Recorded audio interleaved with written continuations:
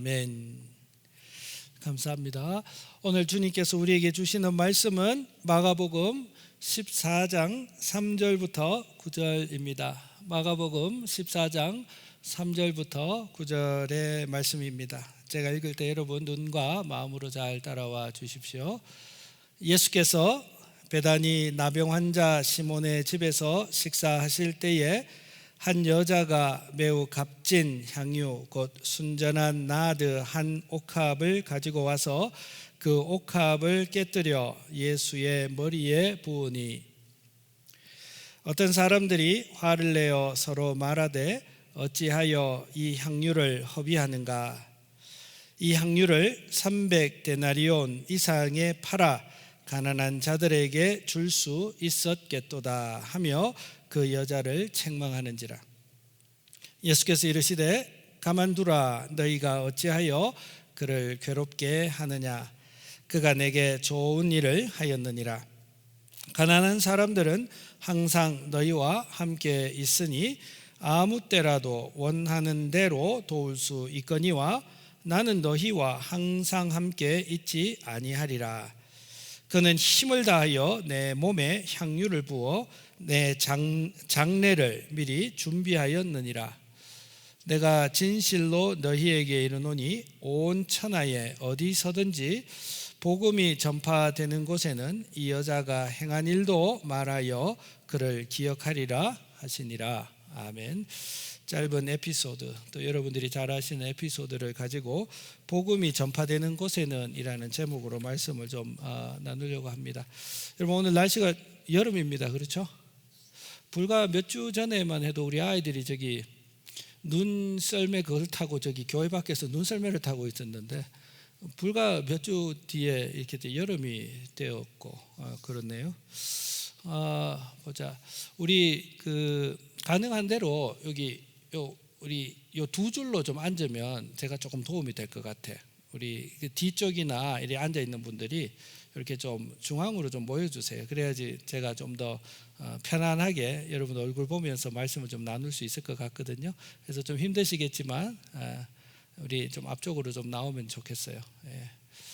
참 신기해요. 어디 앞자리 나오는 게 그렇게 힘든 모양이에요. 앞자리 나오는 게 아마 이제 맨 첫 자리에 100불 있고 그 다음 줄에 50불짜리 있고 그 다음 불 20불 그리고 이제 5불 1불 그리고 맨 뒷자리는 벌금 이러면 다 앞자리 와 계실 텐데 맞죠?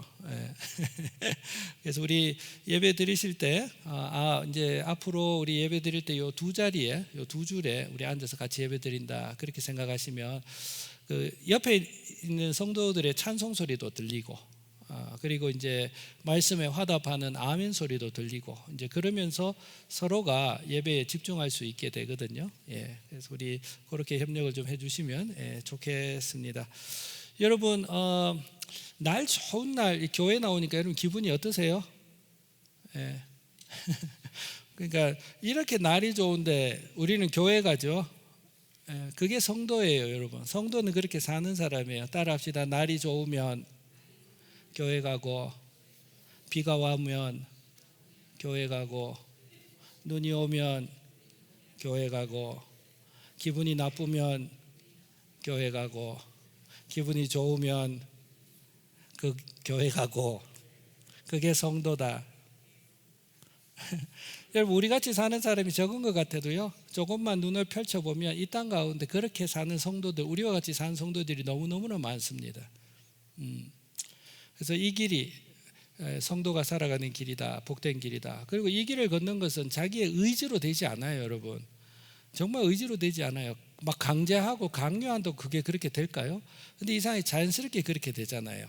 그게 예수 그리스도께서 저와 여러분들 마음 가운데 계시기 때문에 가능한 일이에요. 그래서 천지를 만드신 그분께서 저와 여러분들 가운데 계시니까 우리가 교회 갈 때마다 야 내가 어떻게 교회를 갈 수 있나 그렇게 할 때 야 이게 복이구나.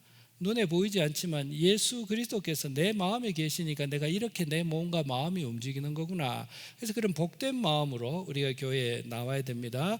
날이 좋아도 교회 오고 아파도 교회 오고 안 아파도 교회 오고, 바빠도 교회 오고, 안 바빠도 교회 오고, 그게 성도예요. 우리 그렇게 함께 살아가요, 여러분. 예. 오늘 제가 짤막한 이야기 한 가지를 이야기했죠, 여러분. 오늘 이야기 복음이 전파되는 곳에 이야기하면서 3절 한번 올려봐 주십시오. 첫 번째 단어가 어떤 단어가 나오죠? 주어죠. 예수께서. 여러분, 예수님은 누구십니까? 우리가 그렇게 예수 하는데 예수가 누구시오? 이래 물으면 갑자기 말문이 탁 막히죠. 그래요. 그래서 이제 그럴 때 여러분 찬송가 96장을 한번 기억해 보시고 한번 생각해 보시면 도움이 많습니다. 찬송가 96장의 제목이 예수님은 누구신가라는 제목입니다. 그래서 이제 그 찬송가의 제목이 이렇게 되어 있습니다. 예수님은 누구신가? 그렇게 했더니만 우는 자의 위로가 되시는 분이다. 아멘 하십니까, 여러분? 예, 그렇죠. 울어보고 주께 위로받은 성도는 고백할 수밖에 없습니다. 우는 자의 위로가 되신다. 그리고 약한 자의 강함이 되신다. 아멘 하십니까, 여러분? 우리가 약할 때 주님은 강하십니다. 또 추한 자, 더러운 자를 깨끗게 하시는 분이시다. 동의하십니까? 낮은 자를 높여 주시는 분이시다. 동의하십니까, 여러분? 네. 병든 자의 고침이 되신다. 염려와 근심과 걱정, 세상의 욕망에 사로잡힌 자를 놓아주시는 분이시다. 멸망할 사람, 죽으면 흙으로 돌아갈 사람의 구원이 되시고 죽은 사람에게까지도 우리 주님은 다시 사는 부활이시다. 아멘 하십니까, 여러분? 죽어도 다시 사는 이 믿음, 이것이 성도의 믿음입니다. 심판하실 주님이시다. 그리고 무엇보다도 이 땅을 살아가는 동안 주님께 나아가는 자에게는 기쁨을 주신다. 생명을 주신다. 평안을 주신다. 평화를 주신다. 영광을 주시는 분이시다. 아멘 하십니까, 여러분? 예수님은 이렇게 우리에게 가장 존귀하신 분이시고 뿐만 아니라 우리 예수님은 지존하신 성자 하나님이셨습니다. 그분께서 어디에 계십니까? 지금 베다니에 계십니다. 여러분, 이 대비를 여러분 눈여겨보시면 좋겠습니다. 베다니는 지금 전제 이란으로부터 공격을 받고 있는 예루살렘, 예루살렘에서 동쪽으로 약 2마일, 한 3km 정도쯤에 떨어져 있습니다. 그리고 감람산, 예수님께서 기도하셨던 동산이죠. 감람산 남동쪽에 기슭에 있는 아주 작은 마을입니다. 여러분, 예수님께서 어디에 계십니까? 작은 마을에 계십니다. 여러분, 여기에서 우리 주님은 어디에 계시는가를 묵상할 수 있으면 좋겠습니다. 주님은 마음이 높은 자들과는 함께 계실 수가 없습니다. 주님은 가난한 자, 주님은 약한 자, 주님은 낮은 자에게 신분과 지위를 막론하고 그 마음이 약한 자에게 우리 주님은 함께 하시는 분이십니다. 그러므로 여러분, 저와 여러분들의 마음을 약하게 하실 때에 여러분 아픕니다. 그러나 그때가 가장 영광의 주님이 여러분과 함께 계시는 곳이다라고 생각하시기를 바랍니다. 여러분, 마음이 약해지십니까? 상황 환경이 조그라들어서 불안해하십니까? 그때가 예수 그리스도를 만날 때입니다. 가장 큰 복입니다. 밤이 어두울 때 우리는 아침이 밝아왔음을 알 수 있는 것과 같은 이치입니다. 여러분, 이 베다니라는 곳의 이름이 또 기가 막힙니다. 베다니라는 지명의 이름, 그 의미가 무엇이냐면 번뇌하는 자의 집이라는 뜻입니다. 번뇌하는 자의 집, 마음이 복잡한 사람. 여러분, 마음이 복잡하십니까?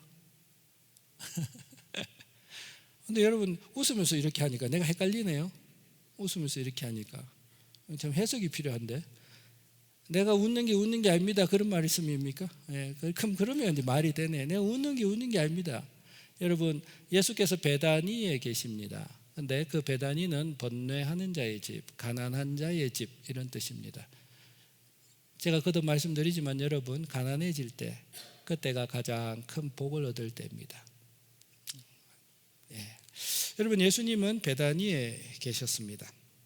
그리고 여기 베다니는 어떤 곳인지 아십니까, 여러분? 베다니는요, 가난한 집, 번뇌하는 집이었지만 이 베다니 근처에서 예수의 승천 사건이 있었던 곳입니다. 그러니까 우리가 앞에 찬송가 96장 그 예수는 누구이신가, 모든 게 이쪽에서 이쪽으로부터 높이시고 구원하시는 예수님이시다 그랬잖아요. 가난한 자, 비천한 자, 공고한 자에서부터 부활 승천의 사건이 일어났다. 베다니는 참 귀한 곳이었죠. 그래서 예수께서 베다니에 계셨는데 그 베다니에서 누구를 만나고 계십니까? 어떤 사람을 만나고 계십니까? 그 다음 등장인물이 누구죠? 나병 환자 시몬의 집이다. 그러니까 나병 환자 시몬을 만났습니다. 여러분, 우리 주님은 가장 거룩하신 분이십니다. 그는 본체, 근본 하나님의 본체시나라고 성경은 이야기하고 있습니다. 가장 높으신 그분이 지금 가장 낮은 한 사람과 만나고 있는 장면, 여러분, 이것이 혁명입니다. 이것이 놀라움입니다. 세상 사람들은 높은 사람은 높은 사람들끼리, 낮은 사람은 낮은 사람들끼리 모이는 곳입니다.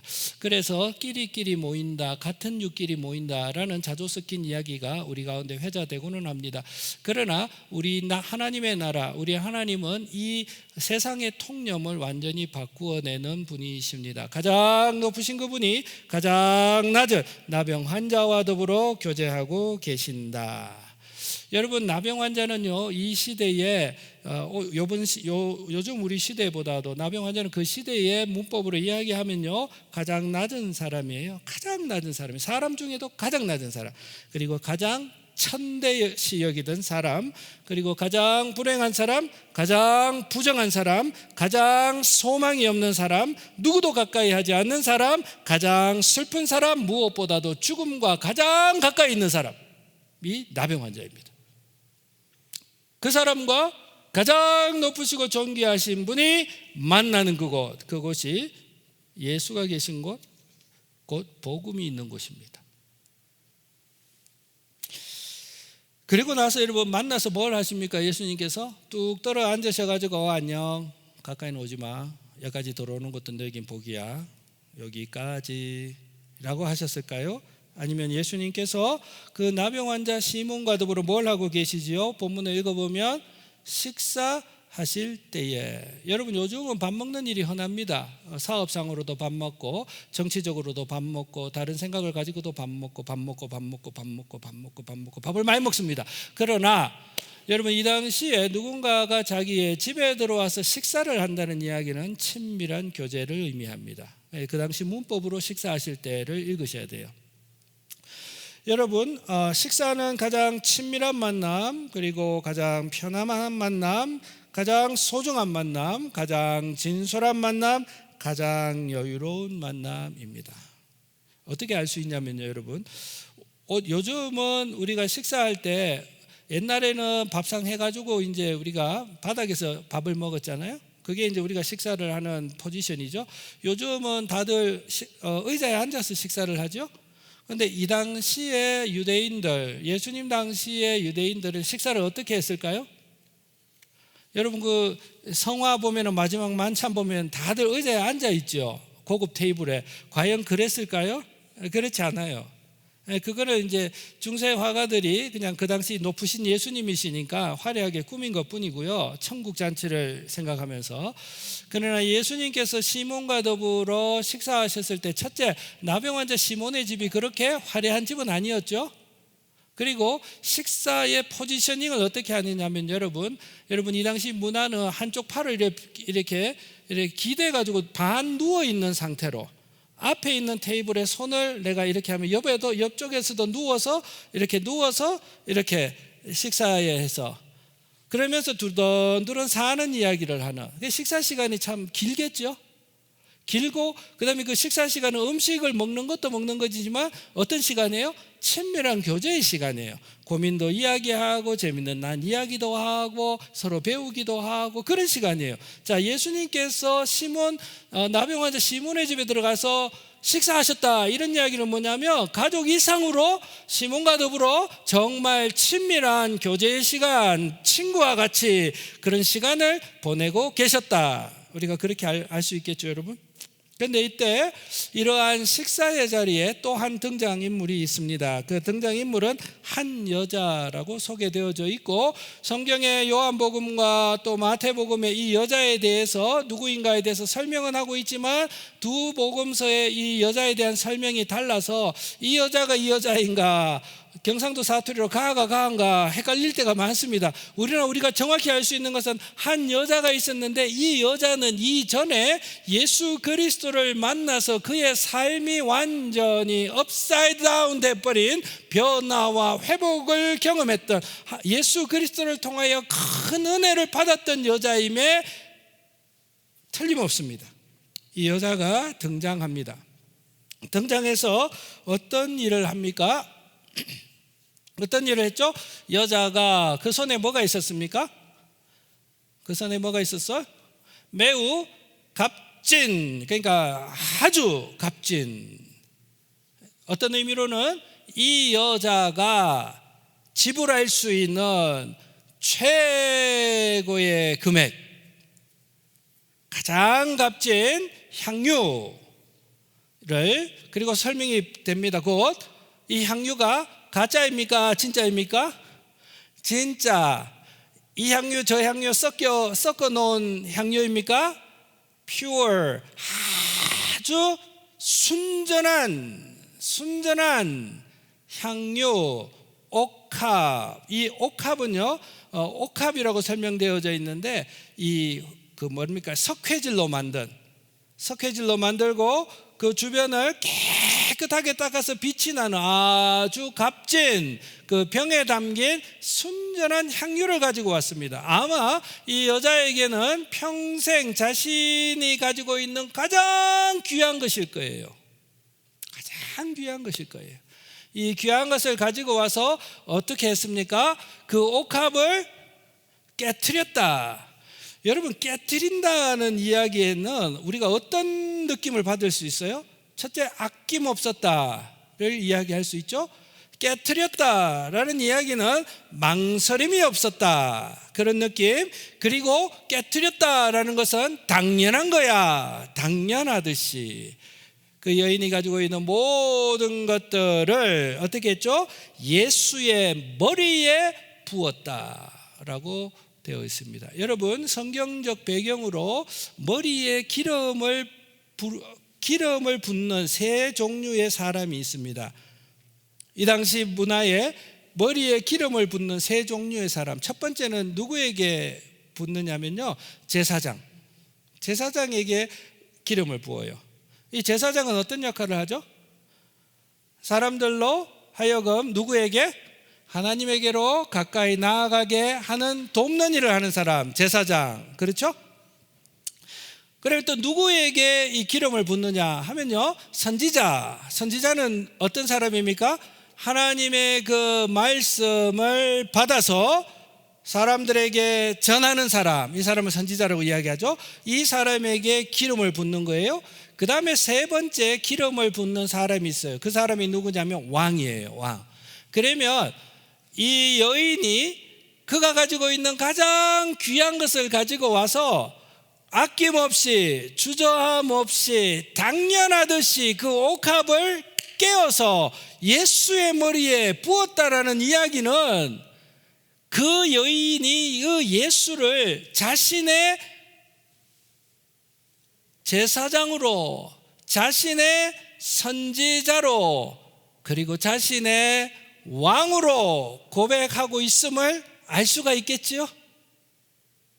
뿐만 아니라 이 여인의 고백을 통하여 예수 그리스도를 믿는 모든 사람들은 2000년 전에 이 땅에 오신 예수 그리스도를 누구로? 나의 영원한 제사장으로, 나로 하여금 하나님께로 나아가게 할 수 있는 분으로, 나에게 말씀을 주시는 분으로, 그분 자체가 나에게 하나님의 말씀인 분으로, 그리고 무엇보다도 내 삶의 왕으로 고백하고 있죠.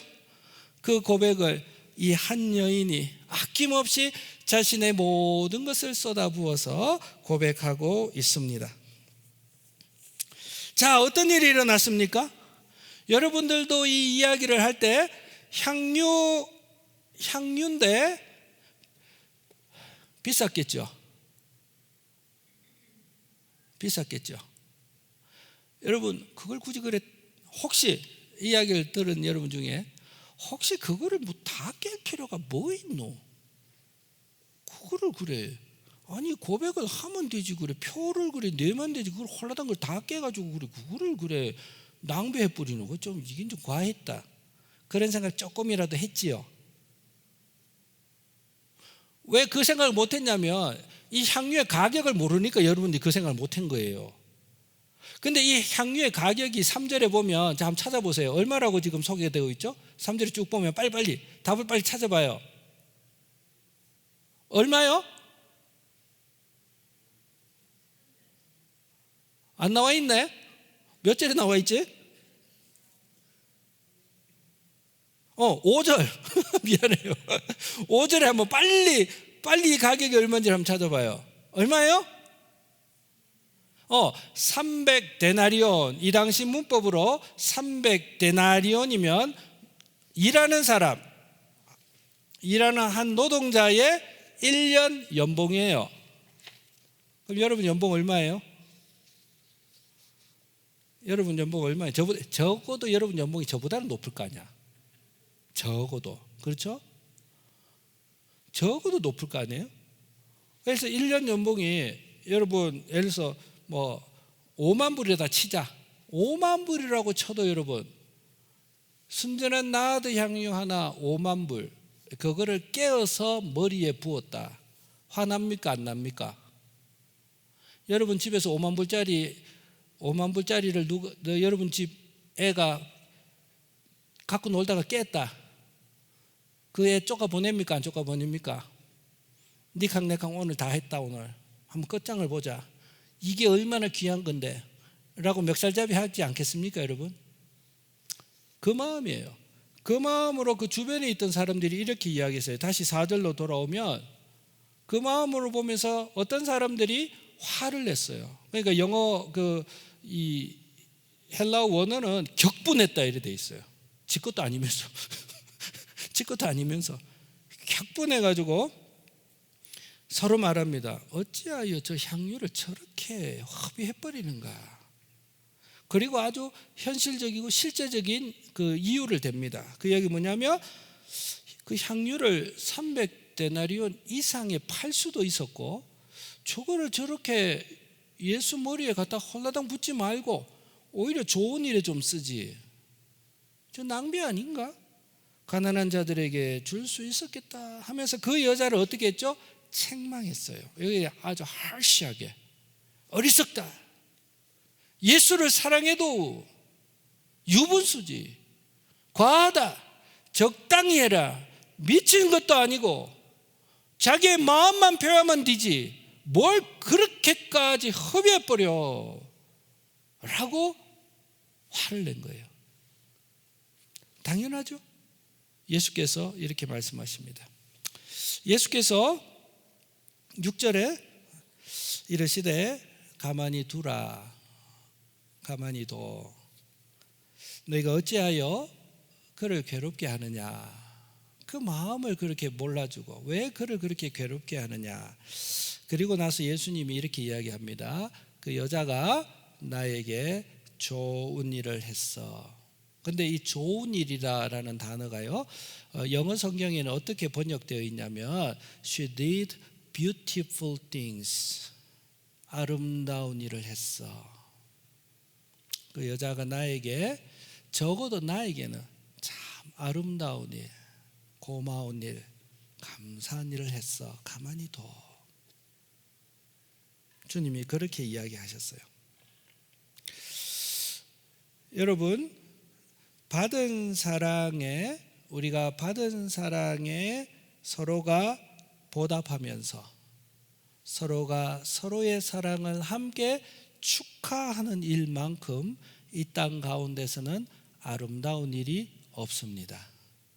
작은 사랑 받은 것에 대하여 감사하고 그 사랑의 갑절이나 되는 것으로 다시 갚고, 그리고 그 사랑을 받은 사람이 또 그 사랑이 고마워서 또 그 사랑에 대해서 갚고 보답하고 하는 이 사랑의 관계처럼 우리가 지향하고 바라고 꿈꾸는 관계는 없을 것입니다.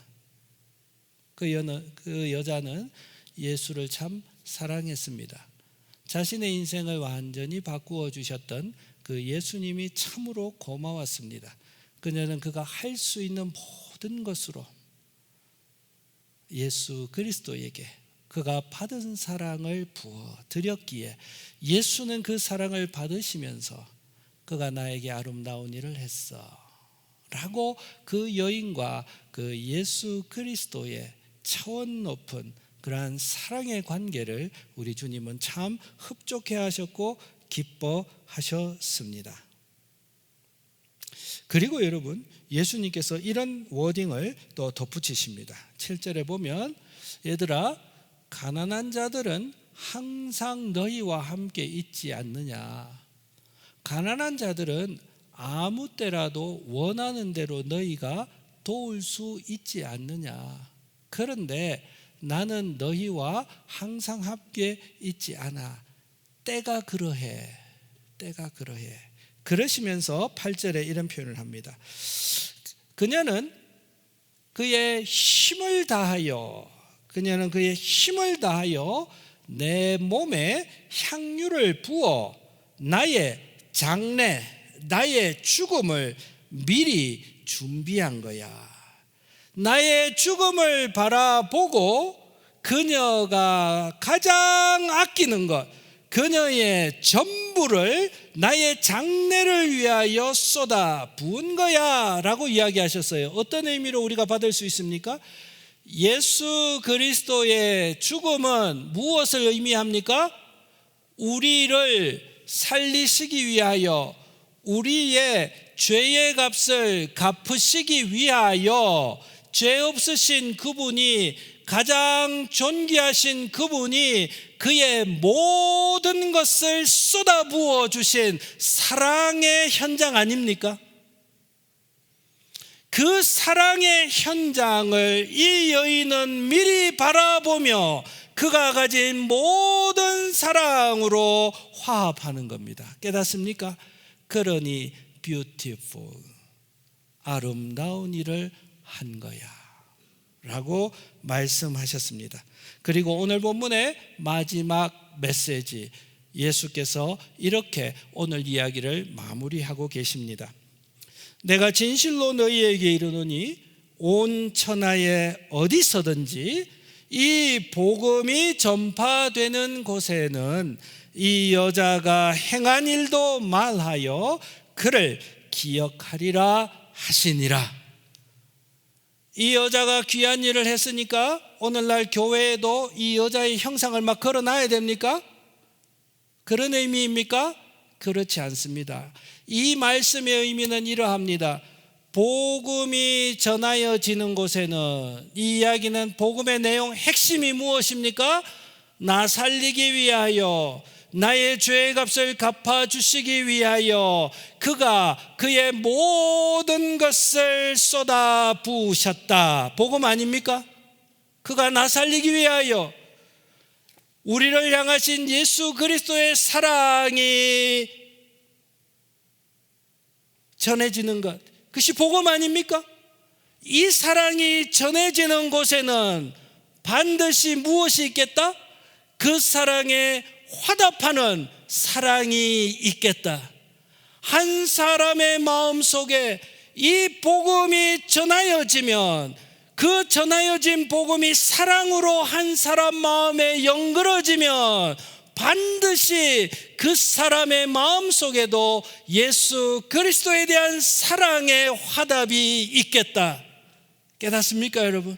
이 말씀이에요. 복음이 전하여지는 곳마다 이 여자가 행한 일이 기억될 거야. 사랑하는 성도님 여러분, 복음은 사랑입니다. 복음은 사랑입니다. 저와 여러분들에게 영생을 주셨습니다. 저와 여러분들의 죄의 값을 2000년 전에 예수 그리스도께서 우리 대신 생명을 내어주심으로 우리의 죄의 값을 갚아주셨습니다. 우리로 하여금 영원한 생명을 주셨습니다. 예수 그리스도께서 우리를 사랑하셨습니다.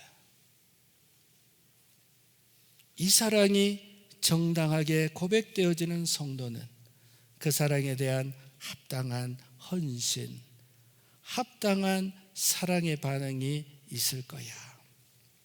성도님 여러분, 복음이 전하여지는 곳에 주님의 사랑, 주님과의 사랑과의 만남이 있습니다. 우리가 경험한 거지 않습니까, 여러분? 여러분, 예수 왜 믿으십니까? 왜 교회에 나와야 된다고 생각하십니까?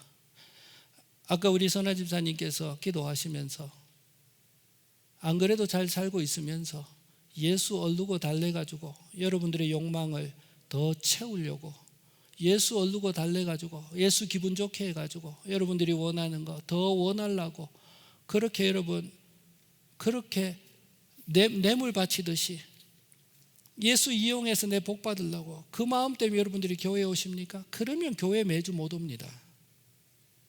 교회에 매주 못. 여러분들이, 저와 여러분들이 매주 주님 앞에 예배하러 나아가야 되는 그 이유는 저와 여러분들의 머리가 잘 깨닫지 못하더라도 저와 여러분들의 영혼은 알아요. 왜 주님 앞에 나와 예배하려고 합니까?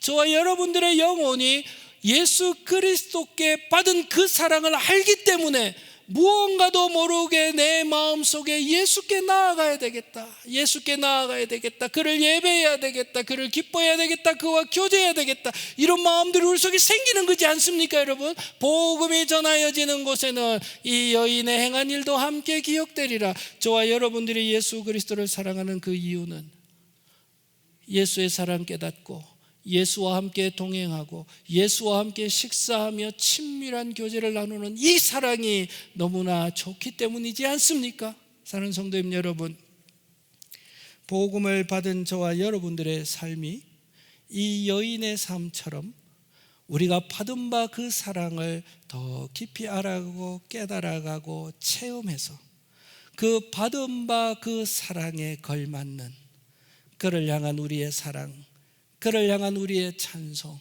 그를 향한 우리의 섬김이 점점 자라나는 이 여인의 삶과 같이 저와 여러분들도 받은 바 사랑에 더 깊이, 더 많이, 더 넓게 주님을 받들고 섬기는 이 여인의 믿음으로, 여인의 사랑으로 자라나는 온 주원의 가족들이 되어지시기를 주님의 이름으로 부탁드립니다. 함께 찬송하겠습니다. 성자의 귀한 몸 날 위하여. 이 찬송하고 우리가 받은 바 말씀을 가지고 함께 기도하는 시간을 갖도록 하겠습니다.